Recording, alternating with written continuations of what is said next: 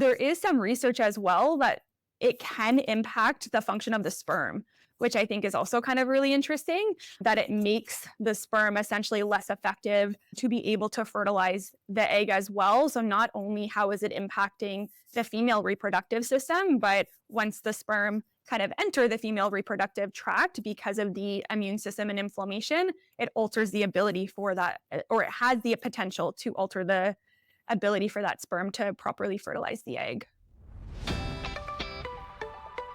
Welcome to the Advanced Women's Health Podcast, where we empower women with the latest insights and advice on holistic health. From cutting-edge medical research to practical wellness tips, our mission is to help you thrive at every stage of life. Join us as we explore topics ranging from hormonal balance and reproductive health to nutrition and mental well-being. Whether you're seeking solutions for a specific health concern or simply want to enhance your overall wellness, you're in the right place. Let's embark on this journey to better health together. This is the Advanced Women's Health Podcast. Hello, everyone, and welcome back to today's very exciting episode on endometriosis and fertility. And we're bringing to you a little taste of what we do at the clinic, which is where we're integrating care. We're really providing these different perspectives. And so when we talk about endo and fertility today, we're going to talk about it from a traditional Chinese medicine perspective with our acupuncturist in Kingston, Sean.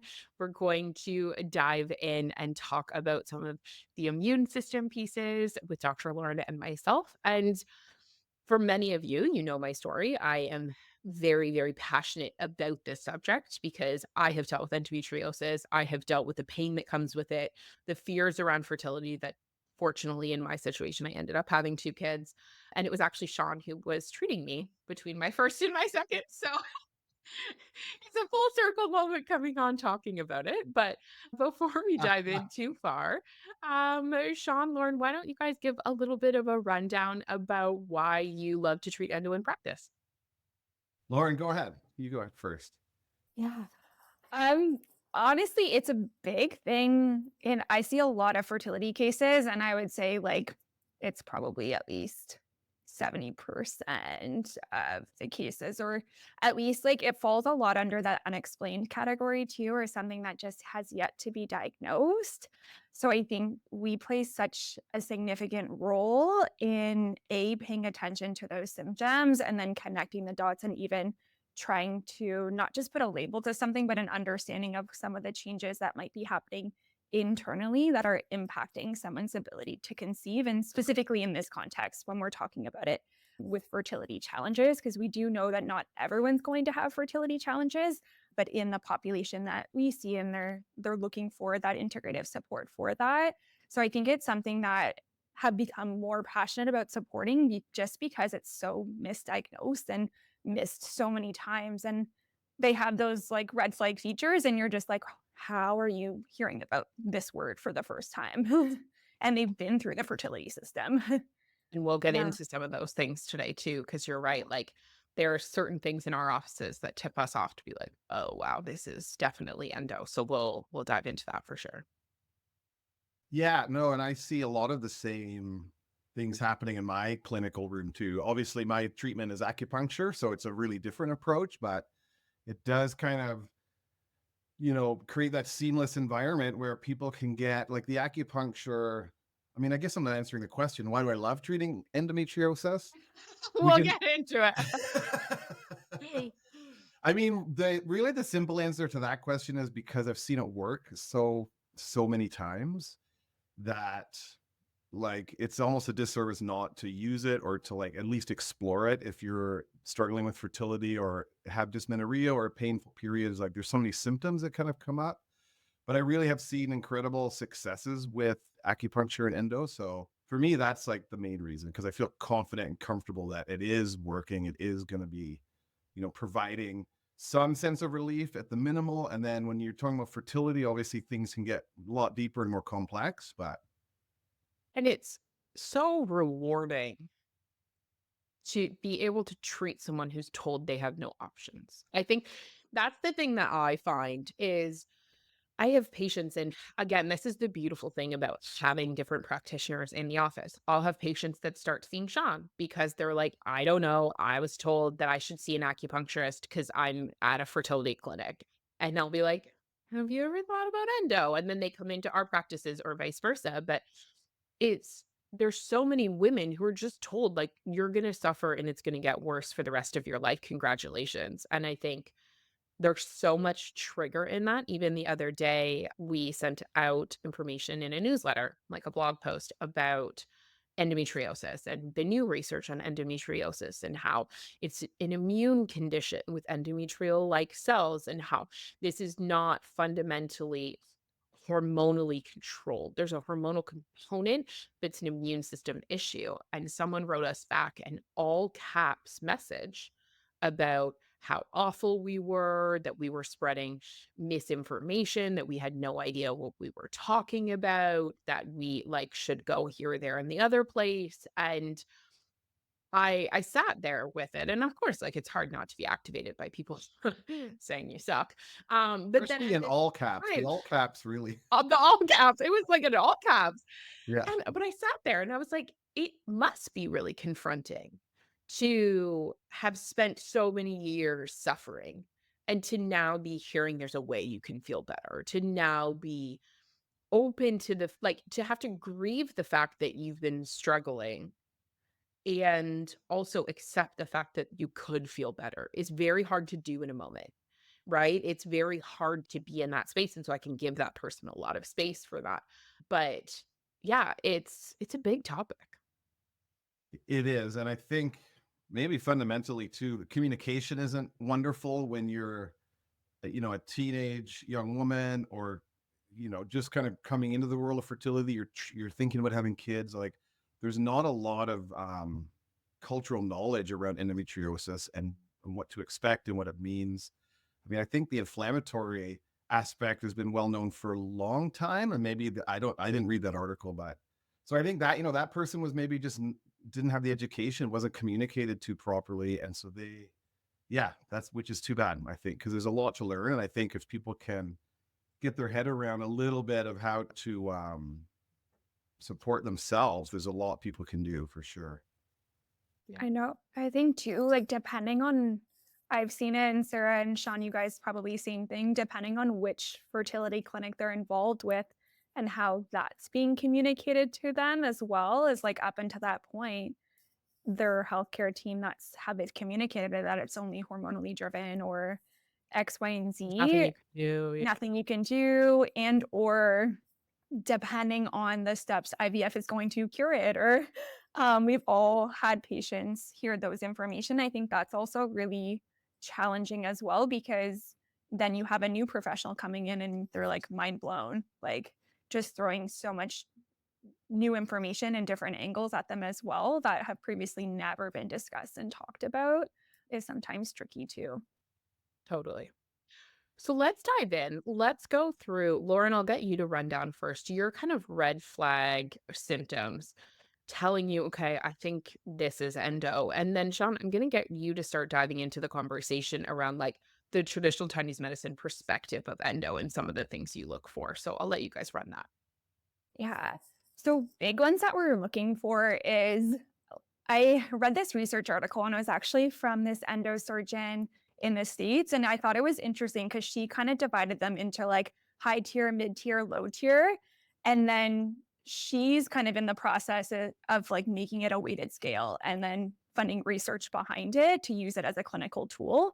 But essentially, like right off the bat, big ones that really stick out to us is severe pain with menses, severe pelvic pain in general, even outside of menses, pain with ovulation, pain with intercourse, pain with bowel movements, pain with urination, or even we're kind of screening for any digestive symptoms that flare either around ovulation or on someone's kind of period as well. Then there's like other subtle ones. So we do know that someone can have endo without having painful periods. So we're screening, okay, is there any like infertility is actually a big one. So I think there was a recent research article that said up to 50% of people with unexplained infertility actually have endometriosis. So other subtleties is like if you have infertility and pelvic pain, that goes up to 90%. Like 90% of people actually have endometriosis. And then other subtle ones is like even we'll see people that have chronic low back pain. And that we're kind of like, okay. Sarah, I know you talk about that research a lot of the times in the Because population. that was me. That was me. I had like this most severe SI pain, and they said it was from a birth injury. That's what led the endo to land in that area and get worse in that area, is the tissue remodeling. But at the same time, that was my primary symptom. Yeah. Yeah. So like those are like ones right off the bat that were like, has anyone ever looked into endo for you? And then yeah, kind of going from there. Yeah, and in And terms just of actually, oh, sorry, no, go just to ahead. speak to the assessment. So there actually was, for anyone who's interested, we are actually doing free endo assessments right now, because there is one clinical assessment that's available for people. And it showed, it's a ranking scale. So essentially what they did is they took 2,500 women and they ranked them, and then they put them into surgery. And then there's a specificity and sensitivity of 91% for endo based on the surgery. And one of the symptoms that has the highest weighting is even a 1 out of 10 pain, so 10 being the worst, in your bladder or on urination in or around your period gives you 50% of the ranking. Like, it was crazy. So we think about, okay, period pain, that's a small ranking. Digestive issues, period poos, that's a small ranking. But even any pain in your bladder or on urination had a huge weight with endo, which I thought was fascinating. You So, mean in terms um, of leading to a diagnosis? yeah, in Right. terms of people who had even a 1 out of 10, had a huge percentage of those patients had endo when they went in and did the laparoscopy. So yeah, it was crazy.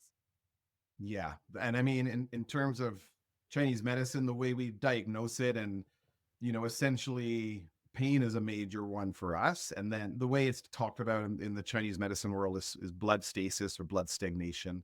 Essentially, blood and energy not moving through the uterus as it should. And then that kind of real localized, stagnated, deep, sudden pain, sort of shooting pain, or even that kind of consistent dull throbbing pain. And you can then refine the diagnosis depending on the quality of the pain and where it is as well. And probably one of the main mechanisms of why acupuncture is working is the fact that it is increasing blood flow through the area, which is maybe doing a multitude of different things, but that seems to be like one of our main mechanisms for sure. One of the things I find so cool about acupuncture is how, like you and I were talking about this a couple months ago. So there's a point on your leg called stomach 36, and it has a ton of research on changing the immune system. And like there is acupuncture, there's research between certain acupuncture points and changing the immunology of the pelvic cavity. Like, as much as it's increasing blood flow, the thing that I find so fascinating is how much that can change the immune system in the area. And I think people don't think about that, right? You can change pain modulators, you can change all kinds of things with needles. Like, truthfully, I agree with you. I think acupuncture and naturopathic medicine go hand in hand when it comes to endo, because the results you can get on both sides are so powerful. It's crazy. Yeah. And I mean, the pain side of acupuncture, I think, is a little bit more well known and people have their heads around it a little bit more. And even in that research world, there's still a lot of questions being asked and answered, all the time, in terms of like, how's it working? Why is it working?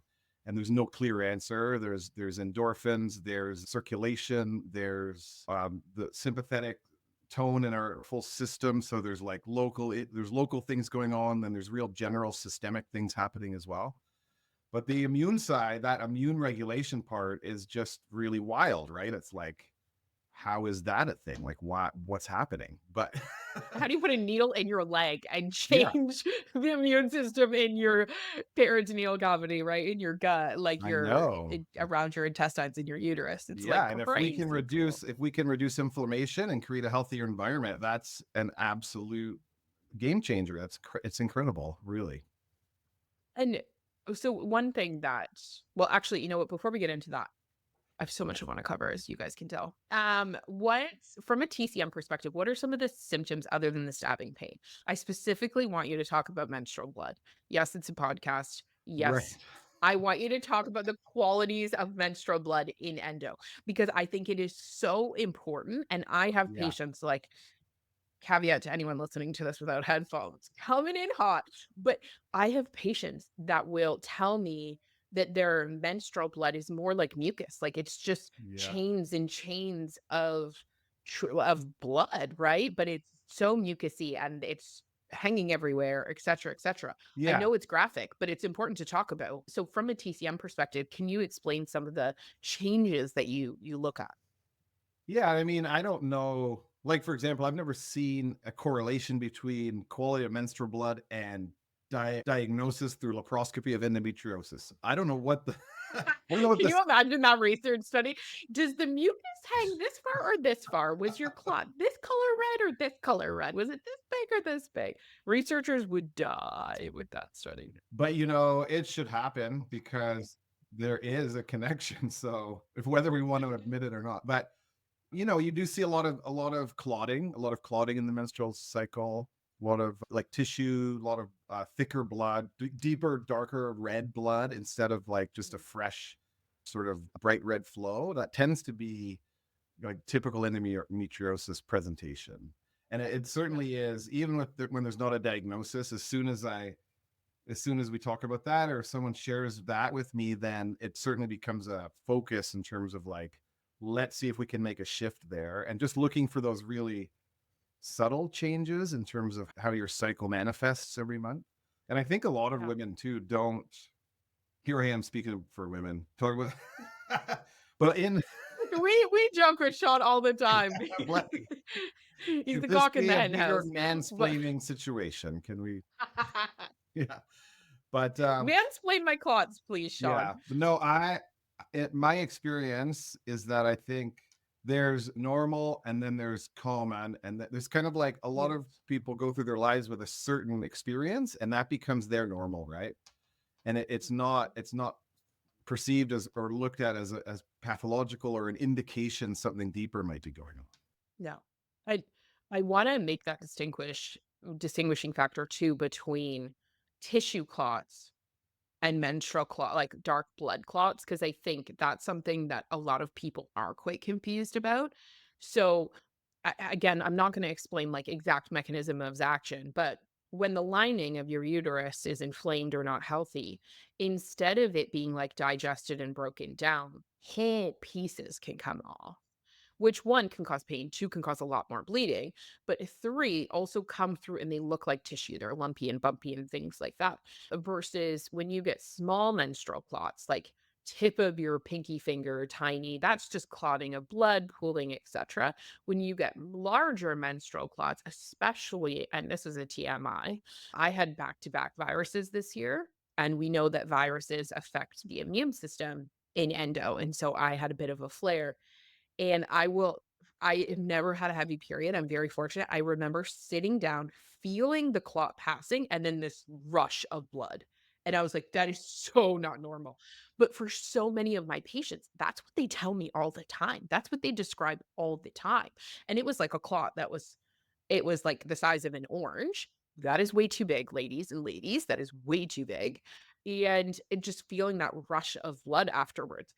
And I've never experienced that, and it was such a good moment as a doctor to be like, "That is what pathology feels like. That is what an abnormal period feels like," because anything where you are bleeding through multiple pads, where you're feeling clots pass, and then you are feeling these rushes, like, none of that is normal. That is not your tissue breaking down normally, sloughing off. That is the passing of pathological inflammatory fluid, and I think we all need to know the difference between those 2 things, but it was just such a good moment for me as a doctor to be like, "Wow, what okay, first and foremost, I am not perimenopausal.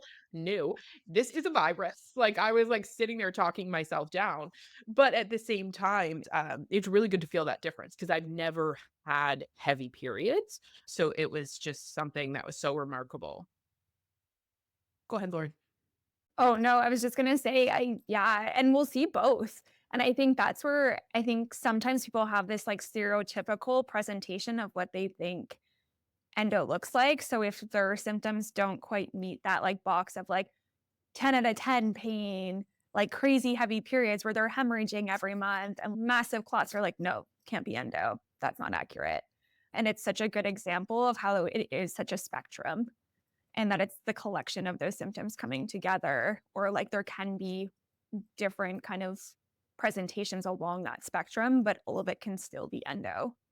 And I think that's really important for us to kind of Yeah. keep in mind too when we're supporting people and gathering that information and how we kind of build our treatment plans. Yeah, for sure. I mean, I get patients frequently that have no symptoms and they don't find out they maybe have deep infiltrating endometriosis, but only discovered when they start trying to have a baby, right? And they end up at a fertility clinic. And then it's like, oh, okay, but I don't have pain. I don't have any symptoms. My periods are normal. So, yeah, there's such a spectrum. It's just such a wild situation. Yeah, and for anyone who's wondering, so deep infiltrating endo, there's different categories. So endometriosis can sit like on the surface, very flat. So we have clinical rounds, right, where we are all meeting as clinicians, and I will bring up pictures for my team to show them that like endometriosis can just look like increased blood vessels. There doesn't even have to be these big lesions or lumps or bumps or any endometrial like cells at all. It can just be this increase in blood vessels on the surface. You're not going to pick that up on an ultrasound. So it can be everything from that to large lesions, masses, right, growing in specific areas to, and I commented on this earlier with like on my SI joint, right, having endometriosis actually invade into tissues or cause tissues to stick together. So, for example, if you get deep infiltrating endo that's going deep into a tissue, it's causing a lot of damage, it's restructuring things. It often happens between the bowels, right, or the rectum and the vagina or the uterus. And so that's a common area for it to be deep infiltrating, but you can actually get those tissues totally stuck together. I was at osteo the other day and she's like, "What's going on up here?" And like pushing, and I have an ovary that's stuck up by my umbilicus, which should not be there. And she's like, yeah, like trying to move through some of those adhesions. But these are things that can come up because of all of the immune system changes and challenges that happen in that area. Go ahead. No, and I was gonna say, like, even you talk about how someone can be up just have the immunological dysfunction without even having the tissue changes yet.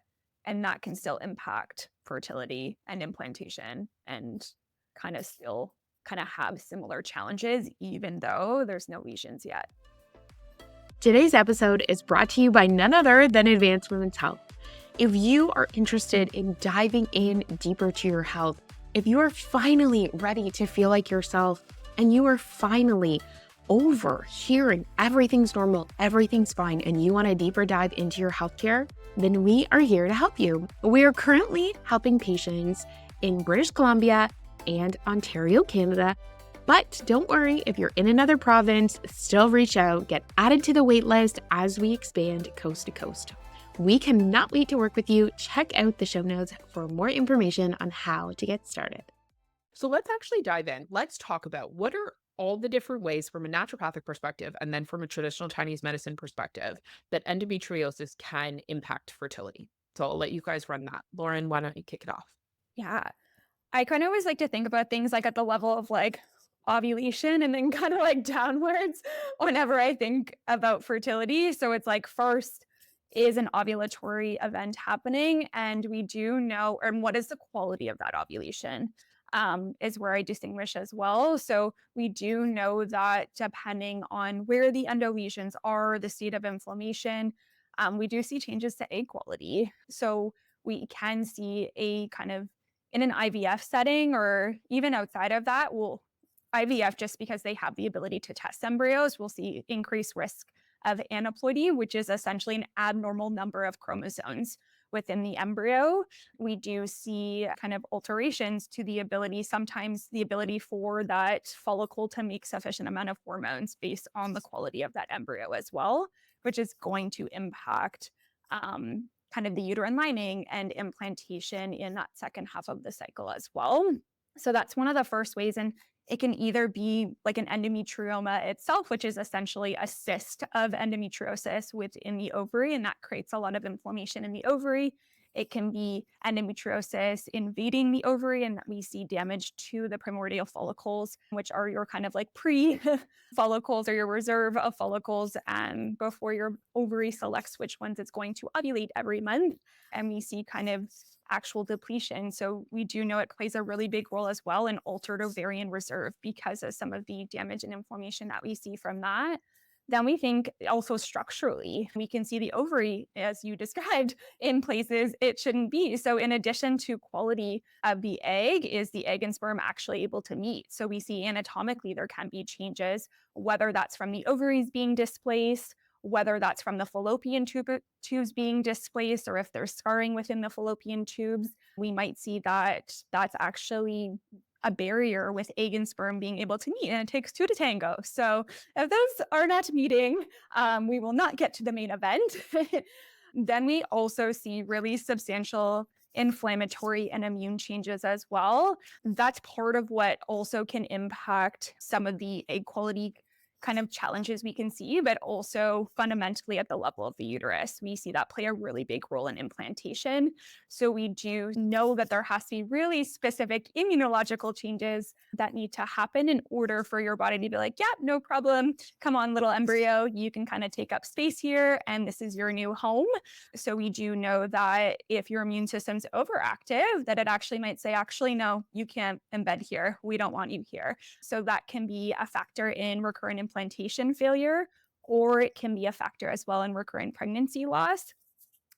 So in those situations, we're really working on modifying the immune system to get the immune system kind of more quiet, to get it kind of the arms of the immune system more balanced so that your body can kind of be more receptive and the endometrial lining more receptive to that incoming embryo.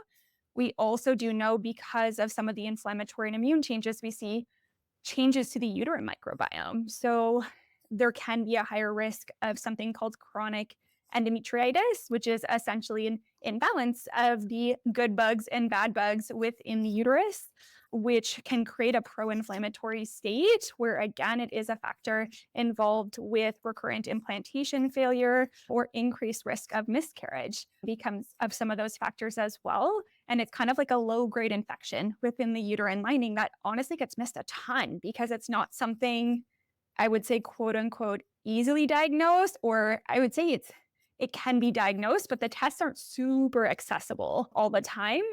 Lauryn, do you find that the fertility clinics are exploring this aspect of endometriosis? Depends on the clinic. Depends on the clinic. I think there's like 2 in Ontario that work out. Really. There's 2, yeah. Yeah. So, and there's different types of tests, which I think is important to acknowledge as well. Like there's some clinics that I've seen just do a biopsy and they'll just look for the absence or presence of something called plasma cells. That it just tells us that there is essentially an infection, but it doesn't tell you what bug, what bacteria, what type of infection. So they'll do a really kind of standard protocol of antibiotics. However, it isn't very specific. Right. We'll just do like a broad spectrum blast. Sorry, everyone, I was muted, but I'm over here sneezing, and so everyone's laughing at me. Yeah. And then there is uterine microbiome testing. So there's a clinic specifically that will do testing through a company called Fertalis, which actually is patient forward. So you can order this test as a patient without being involved with a fertility clinic, which I think is really cool that they are patient forward. So that's actually going to give you a description of like, what is the collection. So similar as we do something called the GI map, which is essentially the collection of good bugs, bad bugs, et cetera, in your gut. This is essentially going to tell you what is the good composition of good and bad bugs in your uterus. And then from that, do that for menstrual blood? Yep.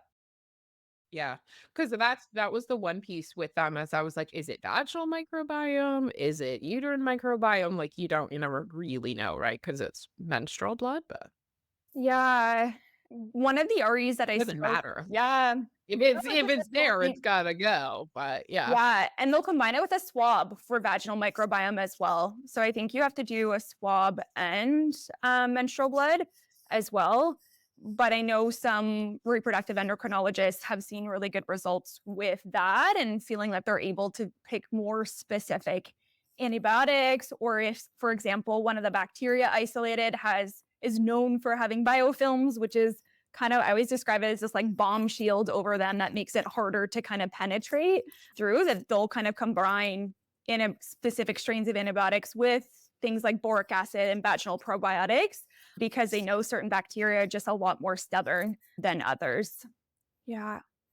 But that's kind of like the big kind of categories that I run down, that all different ways that endometriosis can impact.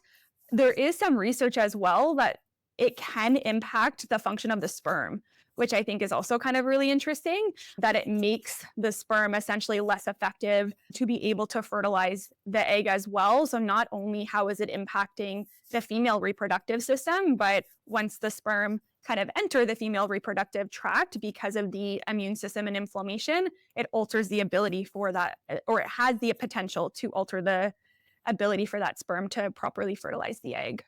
Wow, Well, that's one of the things I was complex, eh? reading One of the things I was reading recently was about how the change in the mitochondria within the sperm, right? And so you can have mitochondria and you can have sperm health that looks totally normal on its own, but in that environment, you get all these oxidative stress changes and you get these changes in like the pattern of the top of the sperm and how it can function and the tail and how it can work. And yeah, it's crazy. It's crazy cool. Yeah. Yeah, I don't know how they would assess that.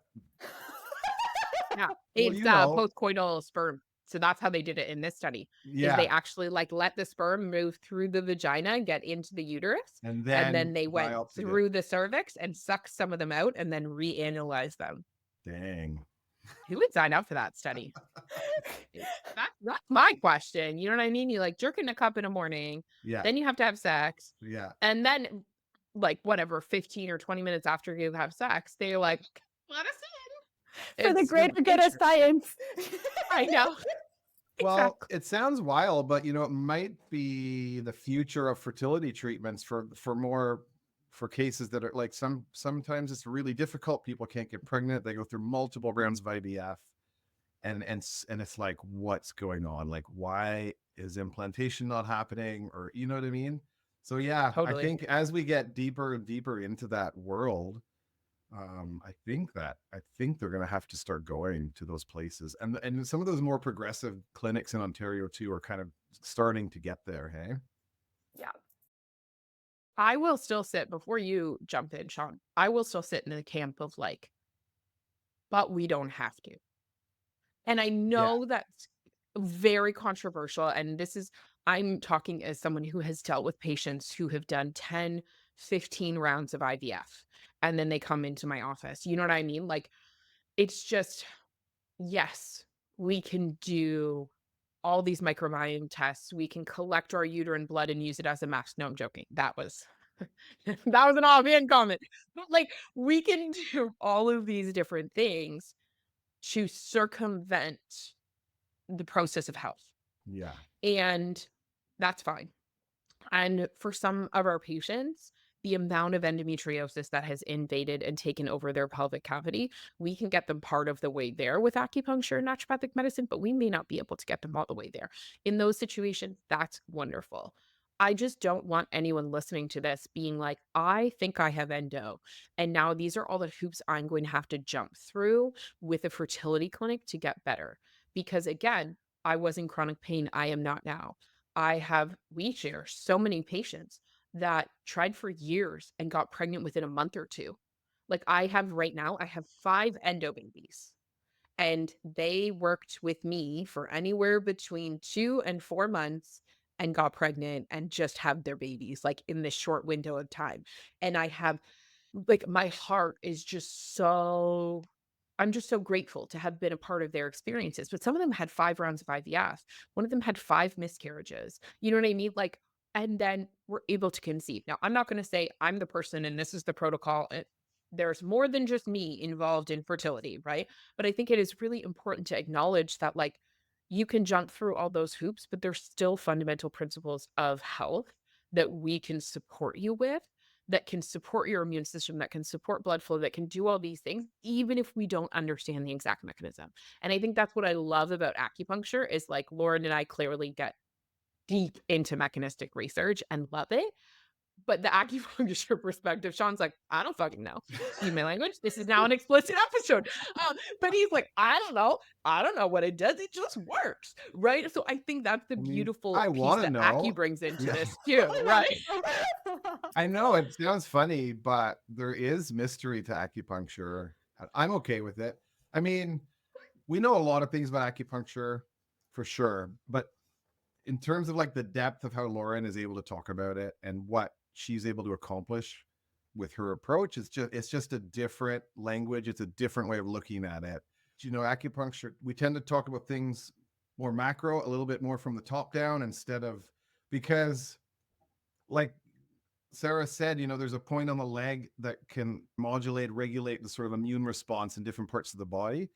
That's just one point. There's about 400 on the body. Each of them may or may not have different functions. And so to answer the question, what's acupuncture doing is actually quite challenging because if you start looking deeply in terms of That's that's Sean's politically correct way of saying, no, it works. Right? Which we do. Like, we're all on the same side of the clinic. And so we'll just like trickle over each other and we're like, I don't know. Great. Like, yeah. maybe we're good. This person's out of pain. Sometimes we take the wins where you get them too. You don't ask questions. Yeah, you're like, cool. That's so funny. Yeah, it's true. It's true. But on a very basic level, acupuncture, we're looking at circulation, blood flow. We're looking at hormone regulation. We know it happens. It happens differently depending on what your goals are and where you're needling. We're also interested in like stress response and just like regulating the sympathetic tone of that autonomic nervous system. Yeah, those are probably like the main functions we're kind of looking for in terms of is the treatment working? What kind of changes are we looking for as well? Immune response too that we chatted about earlier. And can you give a rundown? Because I think it's helpful for people to understand the additive impacts of acupuncture. So, just like we see within naturopathic medicine, like taking a supplement for 1 day, 2 days, 3 days, you're not necessarily going to see the impact you want to see. Obviously, if it's magnesium citrate clear out, you can see that impact right out the gate. But how do you look at acupuncture and like the additive benefits? Because people are coming in, like when I went and saw you, I came in twice a week. Obviously, I was in significant pain. Like there was a lot going on. I don't think it's shocking to anyone. I wanted results quickly. But can you walk through how that works with Acu? How, like, one treatment you can feel better for an hour and then another you can feel better for 2 or 3, like, and just kind of your thoughts on that whole process. Yeah, I mean, in terms of like treatment planning, generally, you know, if your goals are very specific or you're experiencing something quite acute, like, you know, for example, intense period pain every cycle, like that's really going to impact your quality of life and your mental health, etc. So for that type of situation, you want to think of at least once or maybe even twice a week, at least for like one menstrual cycle to kind of. And yeah, the idea is that the treatments themselves are cumulative. So often you might see sometimes dramatic, but often more commonly like more of a subtle shift initially, where things start to build up. Your body kind of starts responding to the treatment, especially when we're looking at the menstrual cycle and that whole month long period, right? It's like we get that opportunity to see change over time and we get those amazing like touch points of like, how was it this month? You know what I mean? You have really specific objective measures that you can sort of look at. That's another reason why it is important to kind of look at the treatment as more long term. You know, ideally you see the most change over probably 2-3 months. And it again depends on everyone's goals. People have different things going on, but like that's when you really start to see deeper, more long-term change kind of settle in. Yeah. Yeah, no, I totally agree. And I think that's the beautiful thing. Like we hear, and especially in the fertility context, I think people hear about pre-post acu, right? Like pre and post your IVF or IUI cycles, mostly honestly with IVF. But we're increasing blood flow, we're shifting the immune system a little bit in those situations. Yeah, a little But bit. that I wanted to bring that up because I think there's a lot of people who have, in my practice at least, who are like, "Oh yeah, I've had acu before. I had pre-post acu." I'm like, "That's not the same thing." Right? Like as much as that's helpful, that's not necessarily getting to like a deeper constitutional change in someone's immune system, in someone's health. It's additive. I always use the example, and I say this to our team all the time. Lauren's gonna roll her eyes and she's allowed to. But I'm like, I'm from the country. Same. Tractors drive in the yeah, exactly. Tractors drive in the same path, right? It's carved out. You see it through the field. It just goes back and forth, back and forth. That's our immune system. So if you're trying to go on a new path, it's effortful. It's challenging. You have to turn in a new direction. You have to carve a new path. And that's what we're doing. Every time we get someone better from like we reduce the bad bugs in their microbiome, we're supporting their health. We're supporting viruses because we know those trigger endo. Every time we do that and someone gets sick again, they want to redirect back on that path. With acupuncture, every time we set the new path for the immune system, every time we increase blood flow, we support it, we're going in a new direction, but it's really easy to get pulled back. Even with that sympathetic, like we've all felt the experience of trying to conceive or being in pain. It's really rough. And so having the ability to throw needles in your body, which they're teeny tiny, like a hair, don't panic, everyone. You're fine. Everyone will be fine. But they're like, I'm afraid of needles. No, you're not.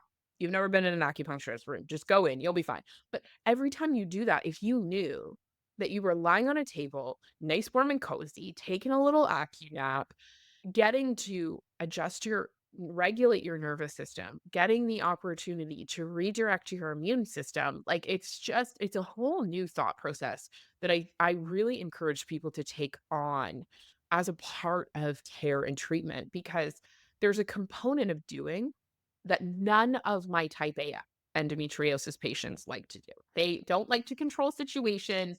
They don't like to overdo everything. But the thing about acu that I think is so nice is they don't have to do anything.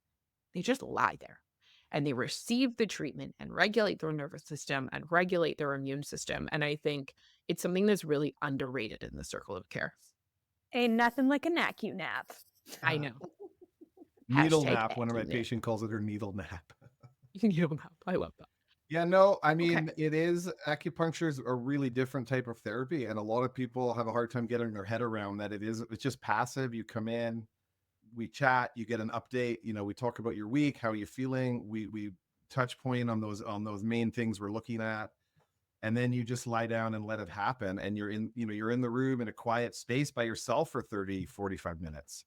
And so and that can be challenging for some people. Often it takes a few treatments for people to really get into the needle nap space where you're intensely relaxed and then, that's the space where your body really starts to heal. So I think even just aside from what you take with you after the treatment, that place of just being relaxed in the room is really important as well. Yeah. I always bring my own meditations. Yeah. That's my trick. I put my own meditations. Yeah. So, what we're going to do with this is I think we're going to wrap for today and then we'll do a part 2 on treatment options and exploration. And the reason I want to get into that is because we are launching an integrative fertility program. So, I really want to highlight how we're going to work together in supporting people with both medicine together. And I want to be able to have a good amount of time to talk through that because there's so many intricacies. So we're going to pause here for today. Stay tuned for part 2. We're going to pick back up and record for you and go deep into treatment because endo is such an important subject. Obviously, it's something that we here are all very, very passionate about. And yeah, we're just so excited to be able to launch this opportunity for you guys to feel really held and supported. I think so many clinics, I don't like to speak negatively about anyone, but they talk, but we're better. No, but they they talk about collaborative care. Hope our editor fills just that out for us. Just like, but we're better. But they talk about collaborative care, but then you end up going in knowing they're not actually communicating, knowing they're approaching things in two different ways. And we really pride ourselves on being that space. We like each other, we talk to each other, we integrate together. And so, yeah, we will talk all about treatment of endo and that in the next episode. Amazing. Thanks so much. All right. Until then, everyone, I will look forward to, I'll look forward to seeing you next week and chatting with you about that next week. Until then, take care. Reach out to us if you have any questions, and have a good day.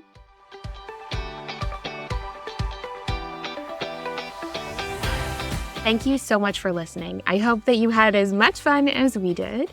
And if you loved today's episode, share it with a friend and leave us a review. That is how we spread this message, and that is how we are going to revolutionize healthcare in Canada for women. Have a beautiful day and be well.